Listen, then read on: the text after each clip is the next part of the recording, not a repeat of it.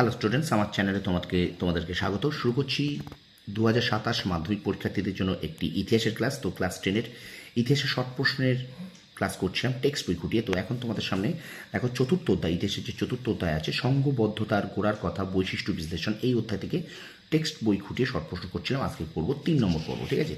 তো যেগুলো আমি দাগিয়ে দেবো, যেগুলো মুখে বলে দেবো, সেগুলো তোমরা অবশ্যই কিন্তু খাতায় নোট ডাউন করে নেবে। একটা কথা বারবার বলছি, শর্ট প্রশ্নের কোনো কিন্তু সাজেশন হয় না, শর্ট প্রশ্ন কিন্তু টেক্সট বইটাকে খুঁটিয়ে পড়তে হয়। তো আজ আমরা কিন্তু দ্বিতীয় পার্ট এই পর্যন্ত করেছিলাম।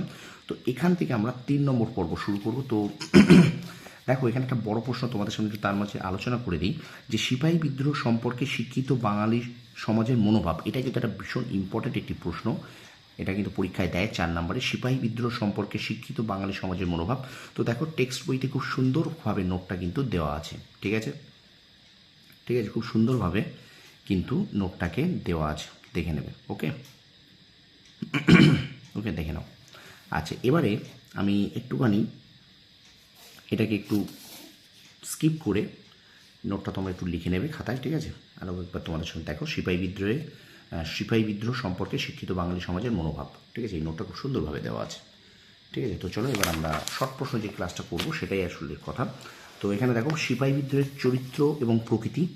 আমরা সিপাহী বিদ্রোহের চরিত্র প্রকৃতি এখান থেকে এবার দেখো যে প্রশ্নগুলো আমরা করবো এখান থেকে শুরু হবে, ঠিক আছে? দেখো, আচ্ছা, সিপাহী বিদ্রোহকে সিপাহী বিদ্রোহ বলা হয়েছে কেন এটা দেখে নাও। শাসক গোষ্ঠীর হয়ে ভারত সচিব লর্ড স্ট্যানলি, একটুখানি ওয়েট করো,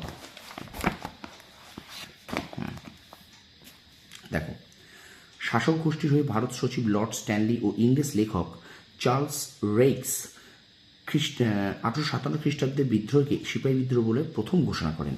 তাহলে দেখো, এখানে ভারত সচিব লর্ড স্ট্যানলি এবং ইংরেজ লেখক চার্লস রেইক্স কিন্তু এই 1857 খ্রিস্টাব্দকে সিপাহী বিদ্রোহ বলে প্রথম ঘোষণা করেন। তাহলে প্রশ্ন আসতে পারে যে কারা 1857 বিদ্রোহকে সিপাহী বিদ্রোহ বলে প্রথম উল্লেখ করেন?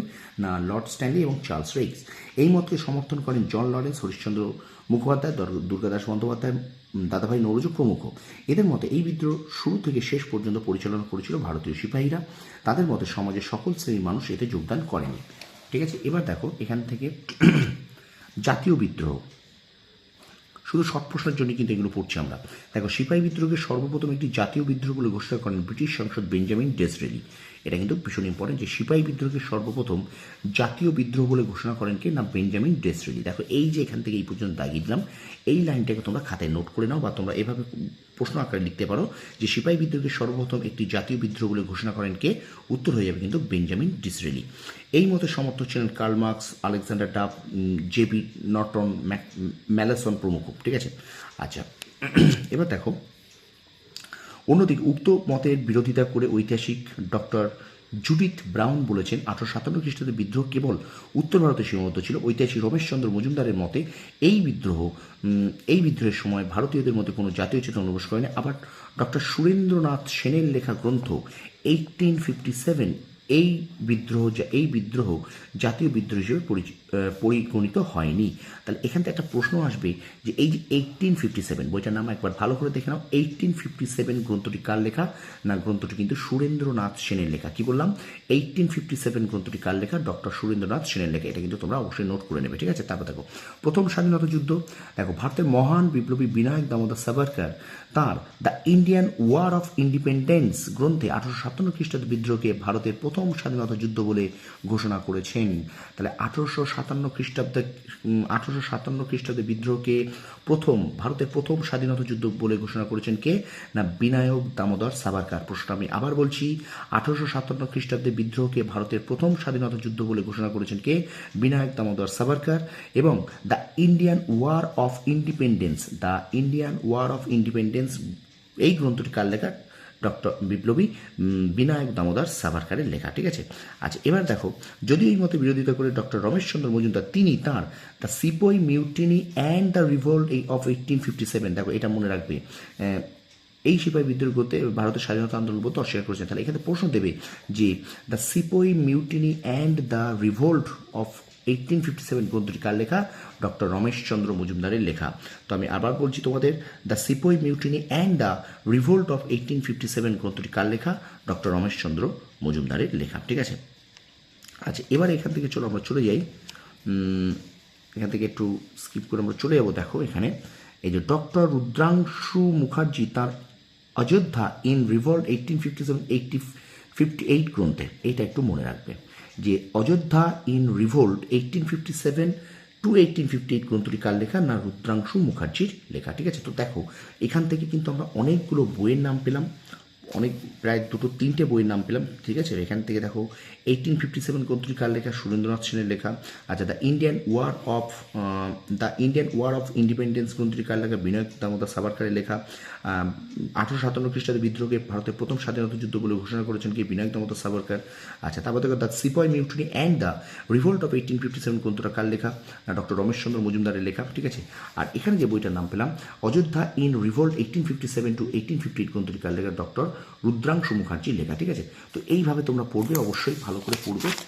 আচ্ছা, এবারে চলো আমরা চলে যাই সভা সমিতির যুগ, এই পাঠটাকে এবার আমরা পড়ব, সভা সমিতির যুগ। তো এখান থেকে যেটা তোমাদের বলার, তো এখান থেকে কিন্তু তোমরা দেখো 19 শতকের 30 দশক থেকে শুরু করে 80 দশক পর্যন্ত ভারতের বিভিন্ন আর্থসামাজিক ও রাজনৈতিক দাবি বা স্বার্থ পূরণের জন্য ভারতের নানা প্রান্তে একাধিক রাজনৈতিক প্রতিষ্ঠান গড়ে ওঠে। সেই কারণে ঐতিহাসিক অনিল শীল এই সময়কে ভারতের সভা সমিতির যুগ বলে অভিহিত করেছেন। আচ্ছা, 1824 খ্রিস্টাব্দ থেকে 1857 খ্রিস্টাব্দের মধ্যে গড়ে ওঠা সভা সমিতিগুলো উল্লেখযোগ্য হলো, দেখো বঙ্গ ভাষা প্রকাশিত সভা, এই একটা মনে রাখবে, প্রতিষ্ঠা সাল 1836, এই ব্র্যাকেটে যেগুলো এগুলো কিন্তু প্রতিষ্ঠিত হয়। ঠিক আছে, আচ্ছা, জমিদার সভা 1838, দেখ পরপর সিরিয়াল ওয়াইজ আছে। আচ্ছা, British India society 1839, Bengal British India society 1843, British Indian association 1851 প্রভৃতি। তাহলে এখানে প্রশ্ন দেবে যে বঙ্গভাষা প্রকাশিত সভা কত সালে প্রতিষ্ঠিত হয়, 1836, জমিদার সভা কত সালে প্রতিষ্ঠিত হয়, 1838, এইভাবে কিন্তু তোমাদের পড়বে। এবার দেখো 1875 খ্রিস্টাব্দ থেকে 1885 খ্রিস্টাব্দ পর্যন্ত গড়ে ওঠা উল্লেখযোগ্য সভা সমিতিগুলির মধ্যে আছে মাদ্রাসের নেটিভ অ্যাসোসিয়েশন 1852, এই একটা সাল মনে রাখবে।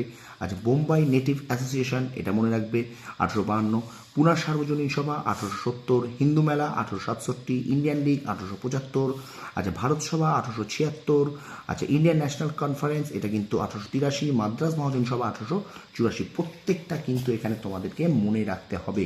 কি বললাম, এখান এই যেটা দাগিয়ে দিলাম এটা সাল ওয়াইজ সিরিয়াল ওয়াইজ আছে, তোমরা সভা সমিতি বলে বাঁদিকে লিখবে এবং সাল বলে লিখবে। ঠিক আছে, তারপরে তোমরা আলাদা আলাদা একদম সিরিয়াল ওয়াইজ দেখবে। দেখো এখানে মাদ্রাস নেটিভ অ্যাসোসিয়েশন কত সালে প্রতিষ্ঠিত হয়, 1852, বোম্বাই নেটিভ অ্যাসোসিয়েশন কত সালে প্রতিষ্ঠিত হয়, 1852, পুনা সার্বজনীন সভা কত সালে প্রতিষ্ঠিত হয়, 1870, হিন্দু মেলা কবে প্রতিষ্ঠিত হয়, 1867। আচ্ছা, এটা একটা একটু এগিয়ে আছে, এটা আগে চলে যাবে 1867, তারপর 1870 হবে। ঠিক আছে, এটা 1867 আগে, 1870 পরে। আচ্ছা, ইন্ডিয়ান লীগ 1875, ভারত সভা 1876, ইন্ডিয়ান ন্যাশনাল কনফারেন্স 1883, মাদ্রাস মহাজন সভা কত সালে, 1884 খ্রিস্টাব্দে। তো এইগুলো কিন্তু তোমরা সিরিয়াল ওয়াইজ এটা খাতায় লিখে রাখবে। এখান থেকে কিন্তু তোমাদের কোন সালে কোন সভা প্রতিষ্ঠিত হয় এটা কিন্তু এখান থেকে শর্ট প্রশ্ন দেবে। ঠিক আছে, তো আরেকবার বলছি, জমিদার সভা কত সালে প্রতিষ্ঠিত হয়, 1838 খ্রিস্টাব্দে প্রকাশিত হয়। আচ্ছা, ব্রিটিশ ইন্ডিয়া সোসাইটি কত সালে প্রতিষ্ঠিত হয়, 1839 সালে প্রতিষ্ঠিত হয়। আচ্ছা, বেঙ্গল ব্রিটিশ ইন্ডিয়া সোসাইটি কত সালে প্রতিষ্ঠিত হয়, 1843 খ্রিস্টাব্দে প্রতিষ্ঠিত হয়। আচ্ছা, পুনা সার্বজনীন সভা কত সালে প্রতিষ্ঠিত হয়, 1870 সালে প্রতিষ্ঠিত হয়।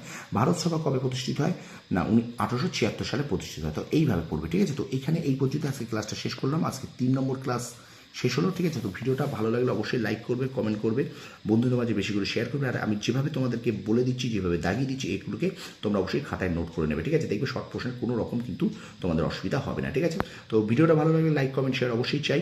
আর আমার চ্যানেল যদি নতুন হয়ে থাকো অবশ্যই চ্যানেলে সাবস্ক্রাইব করো, পাশে থাকবে বেল আইকন প্রেস করে রাখো। তোমরা সফল হও, তোমাদের সাফল্য কামনা করি। ধন্যবাদ।